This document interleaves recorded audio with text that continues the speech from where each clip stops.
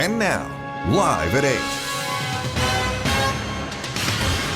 අයිබෝවන් එක්වන්න අදත් ඇත්ත දැනගන්න ලංකාවේ අංක එකේ සමබර තොරතුරු ප්‍රකාශය ලයිව් ඇට් 8 සමගින්. අද ලයිව් ඇට් 8 සමගින් ඔබ හමු වන මම නිමේෂ් විජයසූරිය. මම චවිකා ගුණසේකර. සුපුරුදු පරිදි අදත් මුලින්ම සිරස්තල.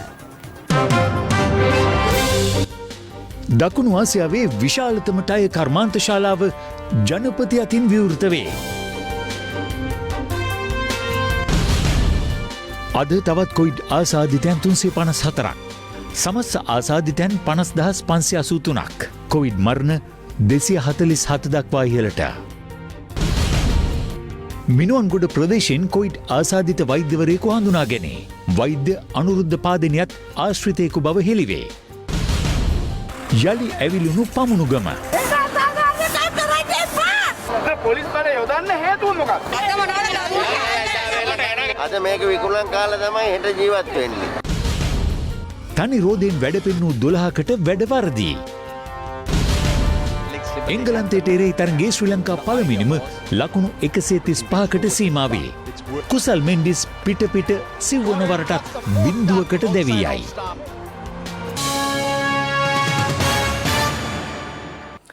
හිරු දෙවියන්ට උපහාර පුදන තයිපෝංගල් දිනය අදයි. කළගුණ සැලකීමේ වැදගත්කම ලොවට කියාපාන මේ දිනය සැමරුමට ලෝපුරා වෙසෙන හින්දු බැතිමතුන් මහත් බැතියෙන් එක්ව සිටිනවා. කෘෂිකර්මාන්තයේ ජීවනෝපාය කරගත් ජනතාව හිරුවෙලියට මෙන්ම ස්වභාව ධර්මයටත් කෘතගුණ සැලකීම ඈත ඉතිහාසයේ සිට දකින්න ලැබෙනවා. අදට යෙදී ඇති තයිපෝංගල් දිනෙන් හින්දු බැතිමතුන් හිරු දෙවියන් නම දෙන්නේ එවන් කෘතගුණ සැලකීමක් සඳහායි. තයි යනුවෙන් හැඳින්වෙන්නේ දුරුතු මාසයයි. පොංගල් යනුවෙන් අදහස් කරන්නේ කිරි ඉතිරවීමයි. ඒ අනුව අද අලුයම් කාලයේ ලෝපුරා මෙන්ම අපේ රටෙත් හින්දු ජනතාව මේ තයිපෝංගල් සැමරීමට එක්ව සිටියා. කොවිඩ් වසංගත තත්ත්වයේ හේතුවෙන් හින්දු ජනතාව බොහෝ පිරිසක් කෝවිල් වලට නොගොස් තම නිවෙස්වලම මේ චාරිත්‍රයේ සිදු කරන අයුරු දක්නට ලැබුණා. මේ අද උදෑසන කාලේ කොළඹ ප්‍රදේශ කිහිපයක කෝවිල්වල දක්නට ලැබුණු ආකාරයයි. බොහෝ දුරට උන් දුරස්ථභාවය රැකගනිමින් සීමිත පිරිසක් පමණක් ආගමික වතාවත්වල නිරතව සිටියා. මේ අතර අදට යෙදී ඇති තයිපෝංගල් දිනය වෙනුවෙන් ජනාධිපති ගෝඨාභය රාජපක්ෂ මහතා, අග්‍රාමාත්‍ය මහින්ද රාජපක්ෂ මහතා මෙන්ම විපක්ෂ නායක සජිත් ප්‍රේමදාස යන මහත්වරුන් සුබ පැතුම් පණිවිඩ නිකුත් කර තිබෙනවා. ජාති ආගම් භේදයකින් තොරව ලක්වැසි සියලු ජනතාවට සෞභාග්‍ය උදා කිරීම තමාගේත් තම රජයේත් ඒකායන පරමාර්ථය බව ජනාධිපති ගෝඨාභය රාජපක්ෂ මහතා තයිපෝංගල් දින පණිවිඩයක් නිකුත් කරමින් පවසනවා. ජනාධිපතිවරයා පෙන්වා දෙන්නේ තම රජයේ ප්‍රතිපත්ති ප්‍රකාශනය වන රට හදන සෞභාග්‍යයේ දැක්මෙහි අඩංගු වන්නේ ඊට මගපාදන ක්‍රියාදාමය බවයි. කළගුණ සැලකීම ශ්‍රී ලාංකේය සමාජයට අනන්‍ය වූ ලක්ෂණයක් බවත් නෙලාගත් අස්වැන්නේ පළමු කොටස සූර්යයාට පුද කරන තයිපෝංගල් උත්සවය අප සමාජයේ අනාදිමත් කාලයක සිට අගයන සාරධර්ම සංකේතවත් කරන බවද ජනාධිපතිවරයාගේ තයිපෝංගල් දින පණිවිඩයේ වැඩිදුරටත් සඳහන්. ස්වභාව ධර්මයේ වටිනාකම, සමානාත්මතාවයට ගරු කිරීමේ වැදගත්කම, කෘතගුණ දැක්වීමේ උසස් ගුණාංගයේ වැනි සියලු ආගම්වල මානුෂීය අදහස් පිළිබඳ තයිපෝංගල් උත්සවය අපට අවබෝධයක් ලබා දෙන බව අග්‍රාමාත්‍ය මහින්ද රාජපක්ෂ මහතා සිය සුබ පැතුම් පණිවිඩයෙන් පෙන්වා දෙනවා. අග්‍රාමාත්‍යවරයා පවසන්නේ ජාති ආගම් සහ භාෂාව අනුව එකිනෙකට වෙනස් වුවද අප සියලු දෙනා ශ්‍රී ලාංකිකයන් ලෙස සිතවිලි හා අපේක්ෂාවන්ගෙන් එක හා සමාන බවයි.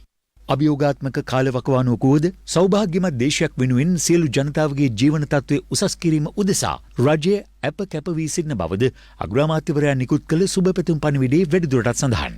මේ අතර විපක්ෂ 나යකවරයා තයිපෝංගල් දින සුබ පැතුම් පණිවිඩයක් නිකුත් කරමින් පෙන්වා දෙන්නේ සුබාදහමට වඩාත් සමීප වීමේ අවශ්‍යතාව දැඩිව දැනෙමින් තිබෙන වකවානුවක සුබාදහම හා බැඳුණු තයිපෝංගල් වැනි සංස්කෘතික උත්සව අවශ්‍යයෙන්ම වඩා අර්ථයක් එක් කරන බවයි. ලෝකයට අවශ්‍ය වන්නේ සංහිඳියාව බවත් ඒ උදෙසා මානව සංහතියට පැවරී ඇති වගකීම අතිමහත් වන අතර තයිපෝංගල් උත්සවයේද ඒ උදෙසා පාලමක් බවට පත් කරගන්නේ නම් ලෝකයේ වඩාත් සුන්දර වනු ඇති බවද විපක්ෂ නායකවරයාගේ සුබ පැතුම් පණිවිඩයේ වැඩිදුරටත් සඳහන්. අග්නිතික ආසියාවේ විශාලතම ටයර් කර්මාන්ත ශාලාව ජනාධිපති ගෝඨාභය රාජපක්ෂ මහතාගේ ප්‍රධානත්වයෙන් අද විවෘත කෙරුණා. ඒ හොරණ වගවත්ත අපනයන සැකසුම් කලාපයේදී. අග්නිදිග ආසියාවේ විශාලතම ටය කර්මාන්ත ශාලාව හොරණ වගවත්ත අපනයන සැකසුම් කලාපයේදී අද පසුරුවේ විවෘත කරනු ලැබුවා. ඒ ජනාධිපති ගෝඨාභය රාජපක්ෂ මහතාගේ ප්‍රධානත්වයෙන්. මෙම කර්මාන්තශාලාව ඉදිකිරීම 2017 වර්ෂය ආරම්භ කළ අතර එහි පළමු අදියර වසර 3ක කාලයකදී අවසන් කිරීමෙන් පසුවයි මෙලෙස විවෘත කරනු ලැබුවේ. මෙරට ටය නිෂ්පාදනයේ සුවිශේෂී පෙරලියක් සිදුවන මෙම කර්මාන්තශාලාව අති නවීන යුරෝපීය තාක්ෂණ ක්‍රමවේදයන්ගෙන් යුක්ත වනවා. ඇමරිකානු ඩොලර් මිලියන 100ක ආයෝජනයෙන් ආරම්භ කර ඇති මෙම කර්මාන්තශාලාව අක්කර 155ක භූමියක විහිදී පවතිනවා. ඉතාලියේ ප්‍රමුඛතම ටය සන්නාමයක් වන ෆෙරන්ටිනෝ ටයරය මෙම කර්මාන්තශාලාවේදී නිෂ්පාදනය කිරීමට නියමිතයි. පළමු අදියරේදී නිෂ්පාදනයෙන් 80%ක ප්‍රමාණයක් අපනයනය කිරීමට සැලසුම් සකස් කර තිබෙනවා. දැනටමත් පළමු පියවර යටතේ ඍජු රැකියා අවස්ථා 100කට වැඩි ප්‍රමාණයක් බිහිව ඇති අතර මෙරට රබර් කර්මාන්තකරුවන්ට තම නිෂ්පාදනයන් සඳහා පහසුකම්ද සලසා දී තිබෙනවා. කුඩා ප්‍රමාණයේ මෝටර රථ මෙන්ම විශාල ප්‍රමාණයේ රථ වාහන සඳහා විවිධ වර්ගයේ ටයර් නිෂ්පාදනයන් ඉදිරියේදී දේශීය වෙළඳපළටද නිකුත් කිරීමට අපේක්ෂිතයි. අතිගරු ජනාධිපතිතුමා ගැන කතා කළොත් අතිගරු ජනාධිපතිතුමා මේ ප්‍රොජෙක්ට් එක ගැන කීප පාරක් මාත් එක්ක කතා කරලා තියෙනවා. කොහෙන්ද රබර් ගන්නේ, මොනවාද කරන්නේ, ඉක්මනට පටන් ගන්න, ඉතලි කට්ටිය ගේන්න. මං හිතන්නේ මේ ප්‍රෙෂර් එක බලපෑව මෙච්චර ඉක්මනට මේ කොරෝනා පරිසරය තුල මේක කරන්න. ඒ වගේම ආරක්ෂක ලේකම්තුමත් මේ ස්ථානයේ නැති අපේ යුද හමුදාපතිතුමත් මට සෑහෙන සහයෝගයක් ලබා දුන්නා. ඒ වගේම මම හිතන්නේ මම ලොකු අසාධාරණයක් කරන්නේ අපේ ගරු අග්‍රාමාත්‍යතුමාව අමතක කළොත් තාත්තා කෙනෙක්, ඒ වගේම රජ කෙනෙක්, අපි ගැමියන්ට අපිට දර්ශනයක් වෙච්ච එතුමා මේ අවස්ථාවේ නැති වුණත් මම ශීර්ෂ ප්‍රණාමව මම මේ අවස්ථාවේ බොහෝම ගෞරව ප්‍රමාණයෙන් සිහිපත් කරනවා. මට අවසාන වශයෙන් කියන්න තියෙන්නේ අනේ ජනාධිපතිතුමනි, ඔබතුමා මේ ස්ථානයට පැමිණීම අප කර්මාන්තකරුවන් සියලුම දිරිගන්වන්න පැමිණිච්ච පැමිණීමක් වශයෙන් මම මේක හිතන්නේ. අභියෝග රාශියක් අප ඉදිරියේ තියෙනවා. හැබැයි අභියෝගවලට අපි මුහුණ දෙමින් මේ රට දේශීය අපනයනයෙන් දේශීයත්වය අගය කරන, ඒ වගේම රටේ ආර්ථික ඉහළට ගෙන යන්න පුළුවන් නව ක්‍රමවේදයන් හඳුනාගෙන ඒ ක්‍රමවේදයන් තුලින් රට ආර්ථික වශයෙන් ගොඩනගන ගමනට ඔබ හොඳ හවුල්කරුවෙක්. ප්‍රධාන වශයෙන් ආයතන 5ක් මේ රටේ ටයර් කර්මාන්තකරණයේ ඉන්නවා. මේ ආයතන 5ම අද වෙන විට දේශීය අවශ්‍යතාවයෙන් මිලියන 4ක පමණ අවශ්‍යතාවයක් අපිට සපුරන්න තියෙන්නේ. ඒ අවශ්‍යතාවයෙන් 75%ක් මේ ආයතන 5 විසින් සැපිරීමේ හැකියාව තියෙනවා, සපුරන්න පුළුවන්කම තිබෙනවා. ඉතිරි 25% තමයි අපි පිට රටවල් වලින් ගෙන එන්න සිද්ධ වෙලා තිබෙන්නේ. නමුත් මේ ආයතනය ඒ සෑම වර්ගයකම ටයර් නිපදවන ආයතනයක් නිසා ඉතිරි 25% ප්‍රශ්නෙත් වැඩි කල් යන්න කලින් විසඳ ගන්න පුළුවන් වෙයි කියන විශ්වාසය අපට තිබෙනවා. ගෝඨාභය රාජපක්ෂ ජනාධිපතිතුමන්ට මේ රට ලැබුණේ ණයබර 93ක පමණ මට්ටමකට ඉහළ දාලා තිබිච්ච තත්ත්වයක් යටතේ. ඒ ණයබරේ බලපෑමෙන් අපිට අත්මිදෙන්න නම් අපේ ධනදේශීය නිෂ්පාදිතය අපි වර්ධනය කරන්න ඕන. ඒකට නන්දනලා වගේ කර්මාන්තකරුවෝ ව්‍යවසායකයෝ වැඩි වැඩියෙන් අපිට බිහි වෙන්න ඕන. නන්දනලා වැඩි වැඩියෙන් බිහි වෙනකොට මෝර සුනිල්ලා මාළු නිහල්ලා වැඩි වැඩියෙන් බිහි වෙන එක නවත්තන්න පුළුවන් අනාගතයක් මේ රටේ හැදෙනවා. මහරගම් ප්‍රදේශයේ වෙළඳුන් දෙපිරිසක් අතර ගැටලුකාරී තත්ත්වයක් හටගෙන තිබෙනවා. ඒ වෙළඳාම් කිරීම සඳහා ලබා දී ඇති භූමිය සම්බන්ධයෙන් උද්ගත වූ කරුණක් මුල් කර ගනිමින් දින කිහිපයක් තිස්සේ පැවති එම ගැටලුව ඊයේ පස්වරුවේ සිට උණුසුම් මුහුණුවරක් ගත්තා. මේ මහරගම නගර මධ්‍යයේ පිහිටි පැරණි බස් නැවතුම්පළයි. නගර සභාවට අයත් මෙම භූමියේ මීට පෙර බස්වත ගාල් කර තිබූ අතර ඉකුත් නොවැම්බර් මාස සිට එකී බස් නැවතුම්පළ නාවින්න ප්‍රදේශයට රැගෙන යනු ලැබුවා. පසුව වෙළඳුන් පිරිසක් සහ තවත් කණ්ඩායමක් එම ස්ථානයේ වෙළඳාම් කටයුතු සඳහා යොමුව තිබුණා. එහිදී දෙපාර්ශ්වය අතර ගැටලුකාරී තත්ත්වයක් හටගත් අතර ඊයේ පස්වරුවේ එක් වෙළෙන්දෙකු වාහනයක් මත නැග සේ විරෝධය දැක්වූයේ තමන් ඇතුළු පිරිසට වෙළඳාම් කිරීමට එහි ඉඩ ලබා දෙන ලෙස ඉල්ලමින්. එම සිද්ධියත් සමග දෙපාර්ශ්වය අතර පැවති තත්ත්වය උණුසුම් මුහුණුවරක් ගත් අතර ඊයේ රාත්‍රියේ මහරගම නගර සභාවේ මැදිහත් වීමෙන් අනවසර වෙළඳසැල් කිහිපයක් ඉවත් කිරීමට පියවර ගත්තා. එහෙනම් මේකයි අපි එන හෙට ඉඳන් සතියක් අපි ස්ට්‍රයික් කරනවා. හරිද? ඉතර අපිට ගණන් දෙන්න නැත්නම් මේක කරනවා. පොලිසිය රාජකාරියක් නේ බලක් කරන්නේ. එහෙම කියන්න එපා. මේක පොලිසියන්ගේ රාජකාරිය. ස්වාමි ආරක්ෂා කරන එක පොලිසිය රාජකාරිය. ඊට අමතරව පැරණි බස් නැවතුම්පළ භූමියද වෙළඳාම් කටයුතු සඳහා තහනම් කළ අතර එම ප්‍රදේශයේ පොලිස් බාධක යොදා වෙළඳාම් කළ නොහැකි බවට දැනුම් දුන්නා. අවුරුදු 73ක් යනවා මට වයස. අපි මේ දෙන්නම කීලිකරු වලින් එන්නේ අර වගේ මහත්ය. අපේ හන්දේ අයින් කරන්න කොල්ලක් අපි අයින් කරලා යනවානේ. අයියෝ කරන්නේ. පත්තරේ වැඩසටහන මගින්ද ඒ පිළිබඳව අප සොයා බැලුවා. මහරගම පමුණුව කියන්නේ රෙදි වෙළඳාම සම්බන්ධයෙන් බොහෝ දෙනා දන්න ප්‍රදේශයක් තමයි. අවුරුදු සමයේ උත්සව සමයේ ප්‍රදේශවල විවිධ ප්‍රදේශවල ජනතාව මේ මහරගම පමුණුවට එනවා. අද පොඩ්ඩක් නොසන්සුන්කාරී වාතාවරණයක් හටගෙන තියෙනවා. පොලිසිය සඳහන් කරන්නේ මොකද මෙතන වෙළඳුන් දෙපිරිසක් මෙම ස්ථානයේ වෙළඳාම් කිරීමට අවසර ඉල්ලලා තියෙන. ඒ නිසා එහි ගැටලුකාරී තත්ත්වයක් ඇති වුවහොත් එය පාලනය කිරීම සඳහා තමයි විධිමත් ක්‍රියාමාර්ගයක් ආරම්භ කරන තුරු මෙම තීරණය ගෙන තියෙන්නේ. කොහොමුණත් මෙව පොලිසිය ගෙන ඇති තීරණයට මේ වෙළඳ ප්‍රජාව විරෝධය පළ කරනවා. මේ භූමිය අයිවට කරලා අල්ලන් ඉන්නේ පොලිසිය. මහරගම ජනතාවත් එක්ක එකට මැරෙන්නේ. මේ වෙනකොට ජනාධිපතිතුමත් එක්ක අපි කතා කරලා අපේ පරණේ සැලසුම් ක්‍රියාත්මක කරන්න අපි ඉදිරියේදී බලාපොරොත්තු වෙනවා. අද අලුයම සිට එමසානයේ රැඳී සිටි වෙළඳුන් Tamanගේ දුක් ගැනවිල්ල පිළිබඳ මෙලෙස විස්තර කළා.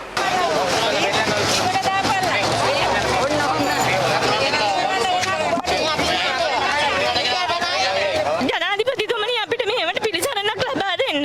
මෙතන ඉන්නේ අහිංසක දුප්පත් මිනිස්සු හැමෝම. අද දවසේ වික්කේ නැත්තම් අපි හෙට බඩගින්නේ. අද මේක විකුණන් කාලා තමයි හෙට ජීවත් වෙන්නේ. අද උදේ අපි ආවට පස්සේ අපට පොලිසිය කිව්වා මෙතන දාන්න එපා ඕන තැනක දාගන්න කියලා. ඉතින් අපිට මේකේ කියන්න කෙනෙක් නැහැ. මේක කරන්නේ මන්ත්‍රීවරු දෙදෙනෙක්. මේ භූමි ප්‍රදේශය අයිති නගර සභාවට නම් නගර සභාවේ නගරාධිපති ඇතුළේ නගර සභාවේ මන්ත්‍රීවරු තමයි තීරණය කරන්න ඕනේ මේ ප්‍රදේශයේ කාටද දෙන්න ඕනේ කියලා. නගර සභාවෙන් තීරණය වෙන තුරු කාටවත් තම හිතුවම ඒක වෙනතට දෙන්න මම පොලිසියට දෙන්නේ නගර සභාවෙන් තීරණය කරන තුරු එන්ට දෙන්න බෑ කියලා කිව්වා. මම එන්න දෙන්නේ COVID-19 ආසාදිතයින් 354 දෙනෙකු අද මෙරටින් හඳුනාගත් බව COVID-19 පැතිරීම වැළැක්වීමේ ජාතික ක්‍රියාන්විත මධ්‍යස්ථානයේ ප්‍රධානී යුද හමුදාපති ජෙනරාල් ශවෙන්ද්‍ර සිල්වා මහතා පැවසුවා. ඒ අනුව මෙරටින් වාර්තා වී ඇති සමස්ත COVID ආසාදිතයින් සංඛ්‍යාව 50583ක්. එමෙන්ම ඊයේ තවත් ආසාදිත මරණ 3ක් වාර්තා වීමත් සමග මෙරට සිදු වූ සමස්ත COVID ආසාදිත මරණ සංඛ්‍යාවද 247 දක්වා ඉහළ ගියා. රජයේ ප්‍රවෘත්ති දෙපාර්තමේන්තුව ඊයේ වාර්තා කළ COVID-19 ආසාදිත මරණ 3ම සිදු ඇත්තේ කොළඹ දිස්ත්‍රික්කයෙන්. ඒ බත්තර මුල්ලේ පදිංචිව සිටි 66 හැවිරිදි පුද්ගලයෙක්, කොළඹ 15 පදිංචිව සිටි 81 හැවිරිදි පුද්ගලයෙක් සහ කොළඹ 10 පදිංචිව සිටි 89 හැවිරිදි කාන්තාවක්. ඊයේ වාර්තා වූ ආසාදිතයන් 692 දෙනාගෙන් 5 දෙනෙකු විදේශගතව සිට දිවයිනට පැමිණි පුද්ගලයන්. දෙහියෝ විට සෞඛ්‍ය වෛද්‍ය නිලධාරී කාර්යාලයට අයත් ප්‍රදේශ කිහිපයකින් තවත් COVID-19 ආසාදිතයන් 20 දෙනෙකු හඳුනා ගැනුණා.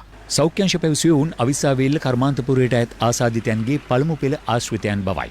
මේ වන විට දෙහියෝ විට ප්‍රදේශින් පමණක් හඳුනාගෙන ඇති ආසාදිතයන් සංඛ්‍යාව 443ක්. හන්වැල්ල හරස්පාර ප්‍රදේශයේ රූපලාවන්‍යාගාරයක හිමිකාරුණියකට සහ ඇගේ දියණියටද COVID-19 ආසාදනය වී තිබෙනවා. පවුල් 7කට අයත් ඔවුන්ගේ සමීප ආශ්‍රිතයන් ගෘහස්ස නිරෝධායනයට යොමු කිරීමටයි පියවරගෙන ඇත්තේ. වවුනියා මහරුවලේ කාර්ය මණ්ඩල සමාජිකයන් දෙදෙනෙකුට COVID-19 ආසාදනය වී තිබෙනවා. වවුනියාව පට්ටාන්චූර් ප්‍රදේශයෙන් හඳුනාගත් COVID-19 ආසාදිතයන්ගේ තවත් ආශ්‍රිතයන් 18 දෙනෙකු COVID-19 ආසාදිතයන් බවට හඳුනාගෙන තිබෙනවා. ඒ අනුව මේ වන විට වවුනියාවෙන් හඳුනාගෙන ඇති සමස්ත ආසාදිතයන් සංඛ්‍යාව 148ක්. ත්‍රිකුණාමලයේ ජින්නානගර ශ්‍රී වික්‍රමපුර ප්‍රදේශයේ අවුරුද්දක් වයස ඇති බිලිඳෙකුට සහ 20 හැවිරිදි මවකට COVID-19 ආසාදනය වී තිබෙනවා. මීට අමතරව සිරිමාපුර ප්‍රදේශයේ එකම පවුලේ සිව් දෙනෙකුට COVID-19 ආසාදනය වී තිබෙනවා. ඔවුන්ගේ ආශ්‍රිතයන්ද ගෘහස්ස නිරෝධායනයට යොමු කිරීමටයි පියවරගෙන ඇත්තේ. ත්‍රිකුණාමලයේ මූලික රුහලේ ගිනුම් අංශයේ නිලධාරීන් 3 දෙනෙකුට COVID-19 ආසාදනය වී තිබෙනවා. මේ අතර ත්‍රිකුණාමල නගරයේ පෞද්ගලික රෝහලකට ඇතුළු රෝගියෙකුට සිදු කළ රැපිඩ් ඇන්ටිජන් පරීක්ෂණයකින් ඔහු ආසාදිතයෙකු ලෙස හඳුනා ගැන්වූ අතර එම රෝගියා ඇතුළත් කිරීමට පැමිණි ඥාතියෙකුද ආසාදිතයෙකු බවට හඳුනා ගැනුණා. ත්‍රිකුණාමලයේ කින්නියාව මාංචෝල් ග්‍රාම නිලධාරී කොට්ටාශයට සංචරණ සීමා පැනවීමට සෞඛ්‍ය බලධාරීන් පියවරගෙන ඇත්තේ එම ප්‍රදේශයෙන් මේ වන විට ආසාදිතයන් 28 දෙනෙකු වාර්තා වීම හේතුවෙන්. මොනරාගල දිස්ත්‍රික් මහරුවලේ නේවාසික ප්‍රතිකාර ලබමින් සිටි රෝගී කාන්තාවක් සහ ඇගේ ආශ්‍රිතයන් දෙදෙනෙකුට COVID-19 ආසාදනය වීමත් සමග එහි 6 සහ 11 වාට්ටුවල සෞඛ්‍ය කාර්ය සහායකවරුන් සේසේවෙන් ඉවත්ව අද විරෝධතාවක නිරත වුණා. ඒ අදාළ රෝගීන් රැඳී සිටි 6 සහ 11 වාට්ටුවල වෛද්‍යවරුන් සහ හේදියන් නිරෝධායනයට ලක් කිරීමට රෝහල් බලධාරීන් පියවර ගත්තත් එහි සේවය කළ සෞඛ්‍ය කාර්ය සහායකවරුන් නිරෝධායනයට ලක් නොකිරීමට විරෝධය පළ කරමින් කොග්ගල නිදහස් වෙළඳ කලාප පරිශ්‍රයේ ඇඟලුම් කර්මාන්තශාලා 2ක සිදු කළ PCR හා රැපිඩ් ඇන්ටිජන් පරීක්ෂණ වලින් සේවිකාවන් 12 දෙනෙකු ආසාදිතයන් ලෙස හඳුනාගෙන තිබෙනවා. ඔවුන් රත්ගම, මිදිගම, තෙලිජ්ජවිල, කහඳ, හපුගල ඇතුළු ප්‍රදේශ කිහිපයක පදිංචිකරුවන්. සෞඛ්‍ය සේවා අධ්‍යක්ෂ ජෙනරාල් වෛද්‍ය අසේල ගුණවර්ධන මහතා අද මහනුවර ඓතිහාසික ශ්‍රී දළදා වහන්සේ වැඳ පුදා ගත්තා. අස්කිරි මහාවිහාරයට ගිය සෞඛ්‍ය අධ්‍යක්ෂ ජනරාල්වරයා මහානාහිමියන් බැහැදක ආශිර්වාද ලබාගත් අතර අනතුරුව මල්වතු මහාවිහාරයටද ගොස් මහානාහිමිවරුන් බැහැදක ආශිර්වාද ලබා ගත්තා. සංචරණය සීමා කරගන්න ඕනේ. දැන් අද තයිපොංගු දිනේ හෙට නිවාඩුවක් දැම්මම දවස් 4ක නිවාඩුවක් කරනවා. එතකොට මේ හැමෝම බලනවා හැමෝත් එක්කම ට්‍රිප් යන්න, ගමන් බිමන් යන්න අනවශ්‍ය සංචාරණ ඒ වගේම ගොඩක් එකතු වෙන ස්ථාන. ඒ කියන්නේ මගුල් ගෙවල්, ඊළඟට පාටි, ඊළඟට මරල ගෙවල් වලට උනත් අත්‍යවශ්‍යම දෙයකට හැර නොයන්න කියන එක තමයි අපගේ ඉල්ලීම. මේ අතර රජයේ වෛද්‍ය නිලධාරීන්ගේ සංගමේ සභාපති විශේෂඥ වෛද්‍ය අනුරුද්ධ පාදිනිය මහතා COVID-19 ආසාදිතයෙකුගේ ආශ්‍රිතයෙකු බවට හඳුනාගෙන තිබෙනවා. ඊයේ දිනේදී මිනුවන්ගොඩ සෞඛ්‍යාධිකාරී කාර්යාලයට උද්දල්බඩ ප්‍රදේශයේදී අපිට COVID-19 ආසාදිතයෙක් වාර්තා වෙනවා. මේ ආසාදිතයා වෛද්‍යවරයෙක් අපේපු තොරතුරු අනුව තවත් වෛද්‍යවරුන් කිහිප දෙනෙක් සමග කැලණිය ප්‍රදේශයේ පිහිටි විශේෂඥ වෛද්‍ය අනුරුද්ධ පාදිනිය මැතිතුමාගේ නිවසේ පැය 4කට ආසන්න කාලයක් පසුගිය 10 වෙනිදා ආසන්න දිනයකදී ඔවුන් කල් ගත කරපු බව තොරතුරු ලැබලා තියෙනවා. ඒ අනුව කැලණිය සෞඛ්‍යාධිකාරී කාර්යාලයේ කැලණිය කොට්ටාශ බාර මහජන සෞඛ්‍ය පරිශීලකවරයා ඊයේ රාත්‍රියේ මේ විශේෂඥ වෛද්‍ය අනුරුද්ධ පාදිනිය මැතිතුමාගේ නිවසට ගිහිල්ලා තියෙනවා නිරෝධායන කටයුතු සඳහා. නමුත් එතුමාගේ නිවසයන් කිසිවෙක් මේ නිවසේ රැඳී ඉඳලා නැහැ. ඒ වගේම අද දවසේදී එතුමා අවිස්සාවේල්ල ප්‍රදේශයට ගිහිල්ලා තියෙනවා කියලා කියනවා. ඊළඟට මේ නිරෝධායනය කරන්නට යන අවස්ථාවේදී මේ දොරවල් වහලා ඒකට සහයෝගය ලබා දීලා නැහැ කියලා තියෙනවා. නමුත් අපි විශ්වාස කරනවා තවදුරටත් එතුමා වගකිය යුතු වෘත්තීය සමිතියක විතරක් නෙමෙයි සෞඛ්‍ය සේවයේ ආදර්ශයක් සපයන්නෙකු විදිහට එවැනි තත්ත්වයක් ඇති නොවේවි කියලා. මගේ වාට්ටුවේ වෛද්‍යවරයෙක් අවිස්සාවෙල්ලට මාරු වෙලා ගියා. ඒකට සාමාන්‍ය සම්ප්‍රදායක් වෙනවා. ඒ වෛද්‍යවරයාට ගෙදරට ගෙනලා කෑමක් දෙන එක. ඉතින් වෙනදත් අපි කරන්නේ බොහෝ විට හෝටලයකට ගිහිල්ලා කෑමක් දෙනවා. නමුත් මේ තියෙන තත්ත්වය නිසා ගෙදරට ගෙනල්ලා කෑමක් දුන්නා මිසක් ඒක කේටරින් කරලවත් සංගීතයක් කණ්ඩායමක් ගෙනලවත් මොකක්වත් නෙමෙයි කළේ. එතකොට ඒ වෛද්‍යවරයා මගේ එක්කම වාට්ටුවේ වැඩ කරන කෙනෙක්. එතකොට ඒ වෛද්‍යවරයා රෝගියෙක් බවට පත් වුණොත් මාව ඉබේම ස්පර්ශකයෙක් වෙනවා. ඔය කෑම දුන්නත් නැතත්. ඊයේ රෑ ඇවිල්ලා තියෙනවා 7:45 විතර අපේ ගෙදරට PHI මහත්මයා. ඒ වෙලාව මම ගෙදර හිටියන මට කවුරුත් මේක දැනුම් දුන්නෙත් නෑ දුරකථනයෙන්වත් කොහෙන්වත්. ඊට පස්සේ නම් අද උදේ තමයි අර වෛද්‍යවරයා මට කතා කරලා කිව්වේ රෑ හින්දා. ඒක මට දැනගන්න හම්බුණා. එක්තරා පුවත්පතක පළ වෙලා තියෙනවා කියලා. මම අතුරුදහන් කියලා. මම කිසිම අතුරුදහන් වීමක් වෙලා නෑ. ඉතින් මම දන්නේ නෑ මට රෝග ලක්ෂණයක් මොකුත් නෑ. යනවා මම එතන සිට ගෙදරටලා ස්වයං නිරෝධායනක ඉන්නේ. මේ අතර COVID-19 වැළැක්වීම සඳහා වන එන්නතක් දිවයිනට ගෙන්වා ගැනීමට අදාළ අවශ්‍ය මූලික කටයුතු මේ වන විටත් සිදු කරමින් පවතින බව සෞඛ්‍ය අමාත්‍යාංශය පවසනවා. ඉන්දියාවේ එන්නත් නිෂ්පාදනය කරන ආයතන සමග ඔක්ස්ෆර්ඩ් ඇස්ට්‍රාසෙනිකා එන්නත යම්කිසි විදියකින් ගෙවසුමක් එහෙම නැත්නම් අවබෝධයක් ඇති කරගෙන තියෙනවා. ඒ එන්නත නිෂ්පාදනය කිරීම ඉන්දියාවේදී සිදු කිරීමට. එය ඉතාමත් සෞඛ්‍යාරක්ෂිතව ඒ වගේම නිසි ප්‍රමිතියකට අනුව නිෂ්පාදනය කරන බව අපිට සහතිකයක් තියෙනවා. අපි ලංකාවට ගෙන්නන්නේ එහෙම වුණොත් ඔක්ස්ෆර්ඩ් විශ්වවිද්‍යාලය සහ ඇස්ට්‍රාසෙනිකා සමාගම එකතුව නිෂ්පාදනය කරපු එන්නත. විදෙස් රටවල සිට මෙරටට පැමිණෙන පුද්ගලයන් නිරෝධායන කටයුතු සඳහා හෝටල් වලට යොමු කිරීමේදී අයථා ලෙස මුදල් ලබා ගැනීමට ඉඩක් නොතබන ලෙසත් අල්ලස් දීමෙන් වළකින ලෙසත් යුද හමුදාපති ජනරාල් ශවේන්ද්‍ර සිල්වා මහතා හෝටල් හිමිකරුවන්ට දැනුම් දී තිබෙනවා. ඒ හෝටල් හිමිකරුවන් පිරිසක් සමග COVID-19 පැතිරීම වැළැක්වීමේ ජාතික ක්‍රියාන්විත මධ්‍යස්ථානයේ පැවති සාකච්ඡාවකදී ඔවුන්ට අපි උපදෙස් ලබා දුන්නා. සමහර ශ්‍රී ලාංකිකයන්ට මුදල් ගෙවීමට හැකියාවක් තිබෙන නිසාම නොවේ. නමුත් ඔවුන් හෝටල් වලට යනවා. ඉතින් ඒ කට්ටියට සාධාරණ විදියට සැලකීමටත් විශේෂයෙන්ම මේ අය කරන මුදල් ප්‍රමාණය අඩු කරන ලෙසත් ඔවුන්ගෙන් කාරුණික ඉල්ලා සිටිනු ලැබුවා. දැන් බොහෝ දුරට ඉදිරි දින කිහිපය තුළදී අපිට මේ සම්බන්ධය හෝටල් හිමිකරුවන්ගෙන් ධනාත්මක ප්‍රතිචාරයක් ලැබෙයි කියලා බලාපොරොත්තු වෙනවා. විශේෂයෙන්ම හෝටල් හිමියන්ට දැනුම් දුන්නා. මෙය හුදෙක්ම ඔවුන් සහ මේ විදේශ රටවලින් පැමිණෙන අතර පමණක් තිබෙන දෙයක් බැවින් කිසිදු තවත් පාර්ශ්වයකට අතරමැදි පාර්ශ්වයන් වලට මේ සඳහා ඇතුළත් වීමට අවස්ථාවක් නොදී විවිධ ආකාරයෙන් මුදල් ලිපීමට උත්සාහ කරන අයලුන්ට කිසිදු ආකාරයේ මුදලක් ලබා නොදෙන ලෙසත් ඉතාමත් ඕනකමින් ඔවුන්ට දැනුම් දුන්නා. මේ අතර තවත් COVID-19 ආසාදිතයින් 316 දෙනෙකු වාර්තා වූ බව COVID-19 පැතිරීම වැළැක්වීමේ ජාතික ක්‍රියාන්විත මධ්‍යස්ථානයේ ප්‍රධානී යුද හමුදාපති ජනරාල් ශවේන්ද්‍ර සිල්වා මහතා පැවසුවා. ඒ අනුවාද දිනයේ වාර්තා වී ඇති සමස්ත ආසාදිතයින් සංඛ්‍යාව 600 දිඹුලාගලදී අනවසර වැලිකොට දැමීමේ නිරතව සිටි පිරිසක් වැටලීමට ගිය වනජීවී නිලධාරීන්ට ගම්වාසීන් පිරිසක් විරෝධය පළ කිරීමත් සමග වනජීවී නිලධාරීන් අහසට වෙඩි ප්‍රහාරයක් එල්ල කර තිබෙනවා. මේ අතර කුරුණෑගල බුවනක රජ සමයට අයත් බව පැවසෙන ගොඩනැගිල්ලේ කොටසක් කඩා දැමූ පුද්ගලයින්ට මෙතෙක් නීතිය ක්‍රියාත්මක නොමැති බවට අදත් චෝදනා එල්ල වුණා. කුරුණෑගල බුවනක රජ සමයට අයත් බව පැවසෙන ගොඩනැගිල්ලේ කොටසක් පසුගිය වසරේ කඩා ඉවත් කරනු අතර අද එම ස්ථානයේ නිරීක්ෂණය සඳහා භික්ෂුන් වහන්සේලා පිරිසක් සහ සමස්ත ලංකා ගොවිතැන සම්මේලනයේ පිරිසක් පැමිණියා. ගොඩනැගිල්ල කඩා දමා අදට මාස 6ක් ගත වී අතත් සිද්ධියට සම්බන්ධ වූවන්ට මෙතෙක් නීතිය ක්‍රියාත්මක වී නොමැති බවටයි ඔවුන් චෝදනා කළේ. පිදුරංගල ගලට ගිහිල්ලා පස්ස පැත්ත පෙන්නපු කොල්ලන්ට දඬුවම් දෙන්න පුළුවන් නම් සීගිරි ගලට ගිහිල්ලා හැට්ට කට්ටෙන් කුටුටු කාපු කෙල්ලට දඬුවම් දෙන්න පුළුවන් නම් පොල් ගෙඩි දෙක තුනක් අහුලපු දැරිවිට දඬුවම් දෙන්න පුළුවන් නම් අයියකට මේ වාගේ හෙන ගහන අපරාධ කරාට පස්සේ එයාටයි නීති ක්‍රියාත්මක වෙන්නේ නැති. මුතුරාජවැල අබේ භූමිය ගොඩ කිරීමට විරෝධය පළ කරමින් අද දවල් ජායල ප්‍රාදේශීය ලේකම් කාර්යාලයේ ඉදිරිපිට නිහඬ විරෝධතාවක් පැවති අතර ඒ සංවිධානය කර තිබුණේ මුතුරාජවැල සුරකීමේ සංවිධානයයි. ව්‍යාපාරිකයන්ගේ මනදොල සපයන්න සුද්දන්ට ගොල්ෆ් ගහන්න ගොල්ෆ් පිට්ටනි හදන්න මේ රත්තරන් වෙච්ච වටින මුතුරාජවැල අබේ භූමිය විනාශ කරන්න හදනවා. මුතුරාජවලට අත තියන්න එපා. මේ අබේ භූමියට අත තියන්න එපා. පොළොන්නරුව ජලගැලීම් නිම්න ජාතික වනෝද්‍යානයේ දිමුලාගල පරණමිල්ලාන ප්‍රදේශයේ නීති විරෝධී වැලිගොඩ දමමින් සිටි පිරිසක් වැටලීමට වෙහෙරගල වනජීවී නිලධාරීන් එම ස්ථානයට ගිය අවස්ථාවේදී ගම්වාසීන් පිරිසක් සමග උණුසුම් තත්ත්වයක් හටගත්තා. වැටලීමේදී සැකකරුවන් සිව් දෙනෙකු පලා ගිය අතර එක් අයෙකු සිය බහරයට ගැනීමට වනජීවී නිලධාරීන්ට හැකි වුණා. ගම්වාසීන් විරෝධය පළ කළේ සැකකරු අත්අඩංගුවට ගැනීමට එරෙහිවයි.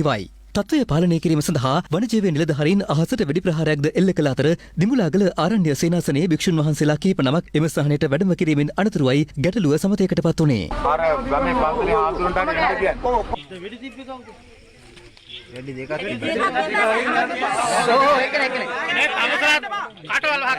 කලාපට ගිහිල්ලා වැලි දැම්ම එක වරදක්.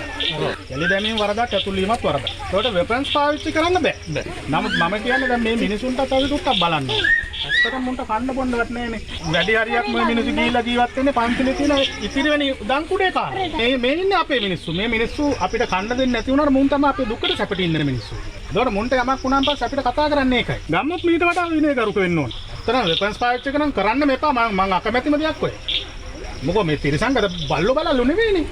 මේ දරු පැටියටවත් වැදුනා නම් නිරාකරණය කරමු. මේ අයටත් අවවාද කරලා මේ පස්සේ ඔයාලත් එහෙම කරන්න පැත්තන අපි දන්නවා. ඔයාලගේ බැරිකම අපි දන්නවා. දැන් මේකට අනිවාර්යෙන් නඩුවකට ගියපු ගමන් වැලියකට විතරක් 50000. මේ කාලේ හිතන්නකෝ මිනිස්සෙට 50000ක් රුපියල් 5000ක් ගෙවා ගන්න පුළුවන්ද කියලා. ඉතින් අද ඔයාලා දන්න තුනට දෙඹුලාගල පන්සලේ අද අපි කන්නේ පරිප්පුයි බත්. හැමදාම පරිප්පුයි බත් එකක් එන්නත් නැහැ. බොරු නම් මෙන්න ඉන්නවා සාක්ෂි. අනේ අපිටත් මේ මේකට උදව්වක් කරන්න බෑ. දඩයක් ගෙවා ගන්න ගියාට ගෙවා ගන්න උදව්වක් කරගන්න බෑ. ඒ නිසා මේක අපි ලේසිම ක්‍රමයකට යන්.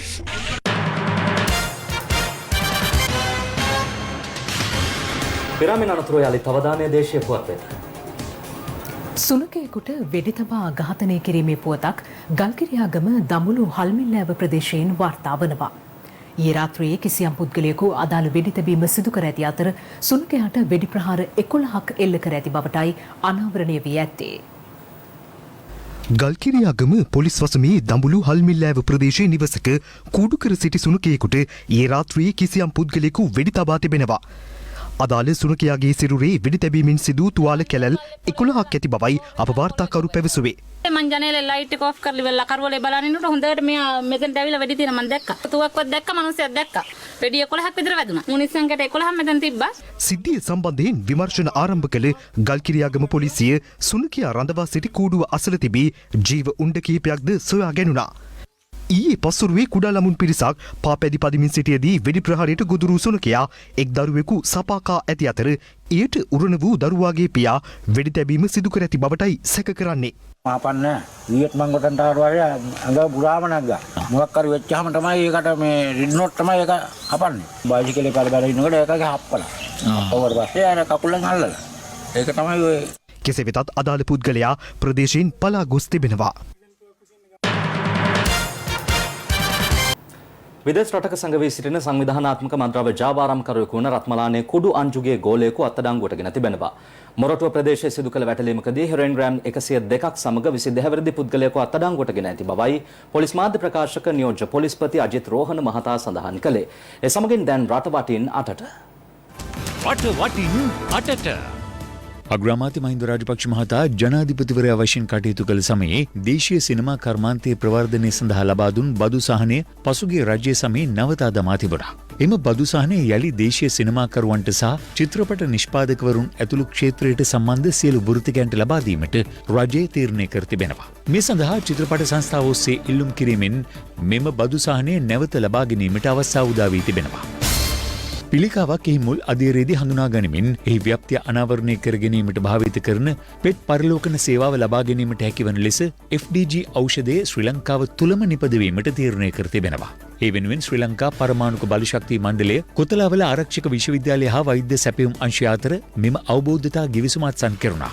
මෙම අවස්ථාවට රාජ්‍ය අමාත්‍ය දුමින්ද දිසානායක මහතා සහ රාජ්‍ය අමාත්‍ය චන්න ජයසුමන මහතා එක්ව සිටියා. පිළියන්දල බෝකුන්දර ප්‍රදේශයේදී අපරීක්ෂාකාරී ලෙස තනිරෝධයෙන් යතුරුපෙදි ධාවනය කළ තරුණීන් 12 දෙනෙකු අත්අඩංගුවට ගෙන තිබෙනවා. ඒ සමග යතුරුපෙදි 8ක්ද පිළියන්දල පොලිස් භාරයට ගෙන ඇති අතර එම තරුණීන් 12 දෙනා කැස්බෑව මහේස්ත්‍රාත් අධිකරණය වෙත ඉදිරිපත් කිරීමට නියමිතයි.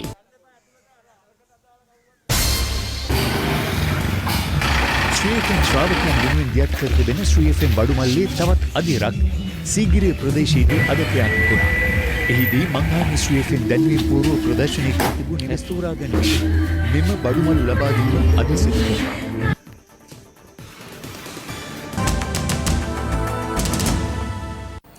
සමගින් ලයිව් ඇට් 8 තුලින් සමුගන්නයි මේ සූදානම. ලයිව් ඇට් 8 SMS සේවාව තිරේදී ස්වන ආකාරයට ඔබට සක්‍රිය කරගත හැකි අතර උණුසුම් පුවත් දැන ගැනීම සඳහා www.live8.lk වෙබ් අඩවියට පිවිසෙන්න. සුබ රාත්‍රියක්.